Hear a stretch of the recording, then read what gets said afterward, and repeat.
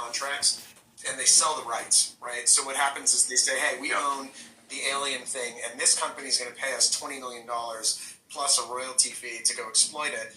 So if they've got someone competing with it, what happens is the companies that develop the game says, hey, what the hell are you doing? I thought we had the rights to that. Why are you letting these people do this? And so they go and enforce it that way. But like generally speaking, it's really like in a world where creative content is just going to be so much easier to produce. Like figure out another way to monetize than just like sending the lawyers in and beating people over the head, demanding licensing fees. It's just not sustainable.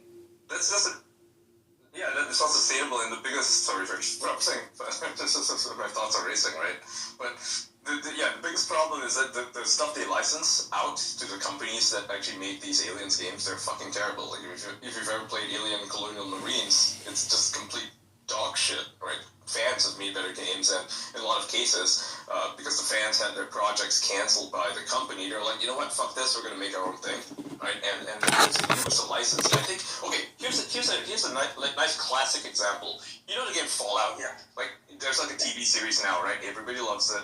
Did you know that Fallout used to be part of GURPS, G-U-R-P-S? This was, it's kind of like Dungeons & Dragons style a rule set, right? The original Fallout was a GURPS game, and they had the license to do it, right?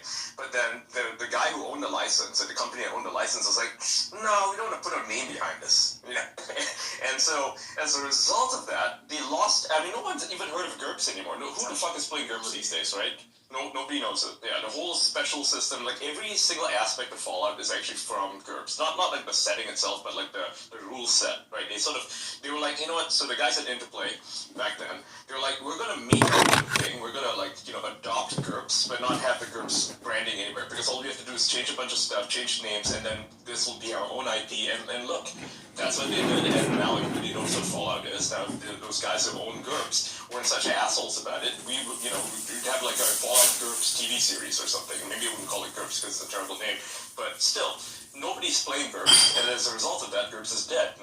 People are playing Pathfinder nowadays, or Dungeons & Dragons, and it's the same thing with Dungeons & Dragons, where in the latest iteration of their rule book, they have this really onerous licensing agreement that tells you that they own your property, which is insane, because the previous versions of it, essentially you could create a sort of knockoff version of Dungeons & Dragons like with the rule set and do your own thing with it, right?